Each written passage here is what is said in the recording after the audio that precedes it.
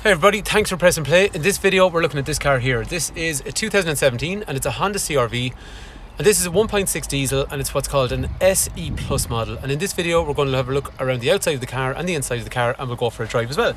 We are Fitzpatrick's Garage, a family run business in operation for almost 70 years. And if there's any information you want on this particular car, please do call, text, WhatsApp, whatever suits, 086 843 1945 if you want information on the car, or if you want information on your trade-in, or information on financing. So this CRV then is, like we were saying, SE Plus, so we'll have a look at the features on the outside.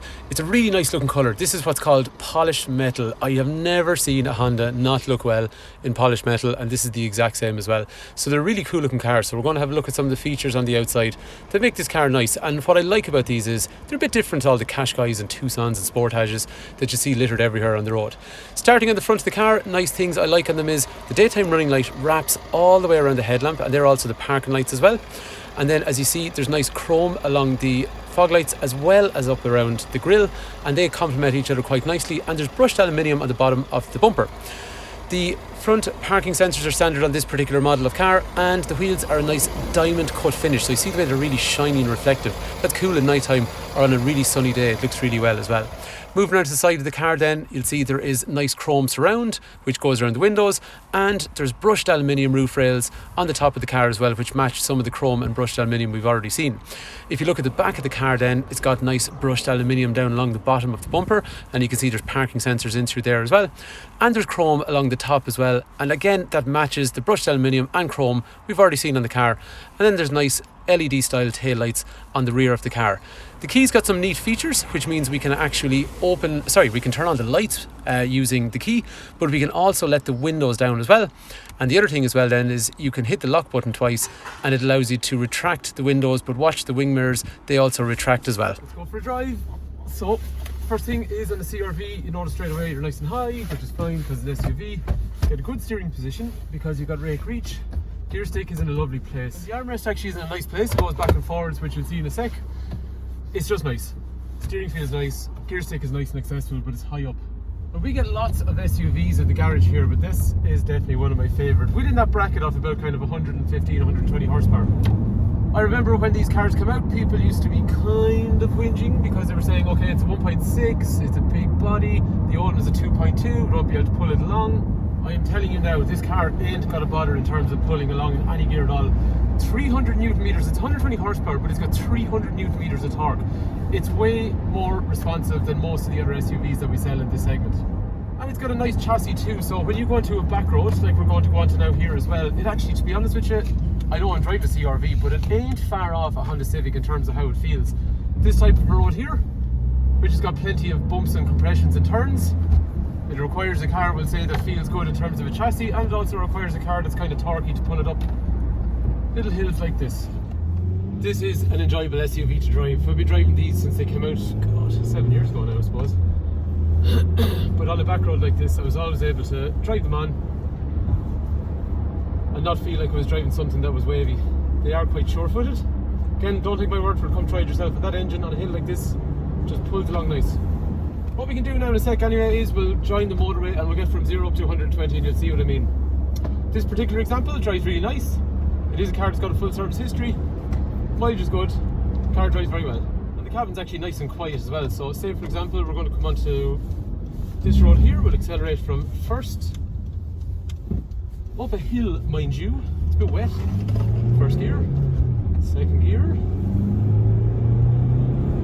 into third. And we're at 80 kilometers an hour. In terms of getting from 0 to 120,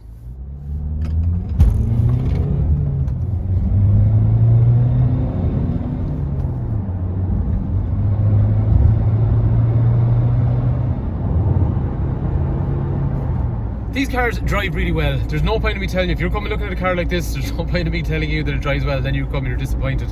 Whenever people come to drive these, they always come back and say that was actually a lovely car to drive.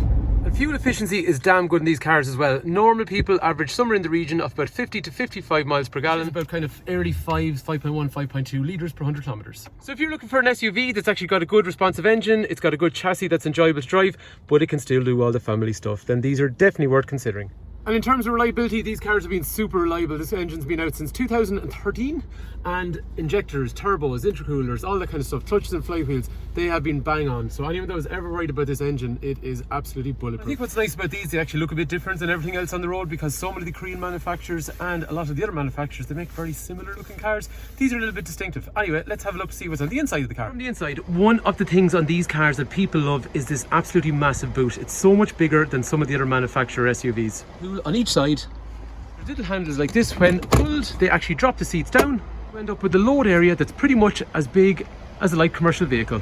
The boot is so much deeper in these. If I have someone in that's looking at a Tucson or a Sportage and I bring them over and have a look at a CRV, straight away they kind of look at it and you can see the facial expression because this boot is so much bigger. CRV's also got a spare wheel. Pretty rare these days. A lot of cars don't, but in fairness, a lot of the SUVs I guess still do, but most of the Hondas actually don't.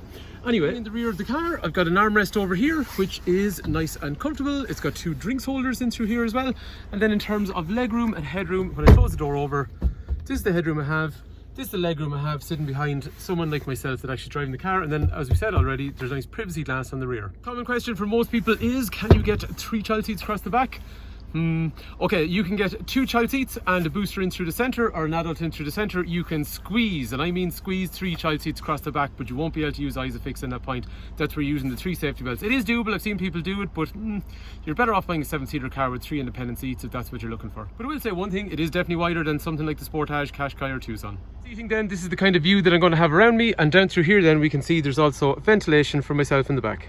Both seats containing kangaroo pockets. Rear then is dark black cloth with black floors and black plastics on the rear, so easy to clean and hard wearing. Nearly up front, it's the exact same type of material as well. The seat then is completely height adjustable with lumbar support for lower back.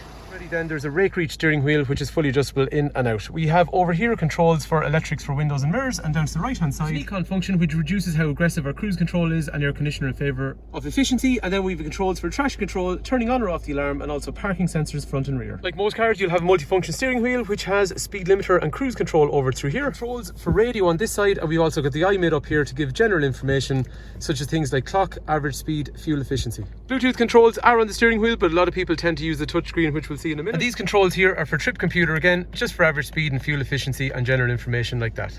Up high on the roof then, there is 2 mirrors. One of them is to look at the cars behind you, whereas this one here is to look at the seats behind you. So a conversation mirror, which also doubles up as a sunglasses holder. Down through the centre then, you have the radio in through here, so that's going to be touch and swipe. Some of these models do have navigation and some of them don't. This car doesn't have the navigation option, but what I'm finding these days, most people actually seem to want to use navigation from their phone through Google Maps and stuff anyway, so it's become a little bit redundant. But if you really want, it'll have things like an internet browser, it'll have things like a clock and a calendar and all that stuff. But the most things that people want, phone and audio, but also it has a reverse camera that goes with those mirrors. What I mean by the mirror is when you go for reverse, this mirror on the left hand side actually drops, so you can see what you're reversing around, which is pretty damn cool. As you said, parking sensors are standard as well, so you really have no excuse for crashing into something. Different temperatures on each side of the car with dual zone climate control with front and rear windscreen demisters. The gear knob we talked about is in a really nice place and it's really nice to use. Drinks holders up through the centre, and the armrest contains 2 USB connectors. It also contains a power outlet for 12 volt, a HDMI port if you want to use video on the screen, and a piece of dust that we forgot to hoover out. So to summarise on this car, if you want a car that looks really nice, a car that looks a bit different than all the other SUVs on the road, if you want a car that drives really well and something that's economical and it's safe overall, then the CRV is definitely worth considering. So if you want information on this car, just call, text, WhatsApp or whatever suits, and I'll be happy to go through information on the car, information on financing, or information on trading in. Anyway, hopefully the video's been useful. If you're watching on YouTube and you think the video's been useful, please do like and subscribe. It lets me know the video is useful. But if there's anything I've missed, let me know in the comment section below and I'll do my best to address your question. And if you are interested in coming to see the car and you're living in Ireland, then just give me a shout before you travel to make sure the car is still available. Thanks for taking time to watch. Hopefully the video has been useful and hopefully the car is of interest.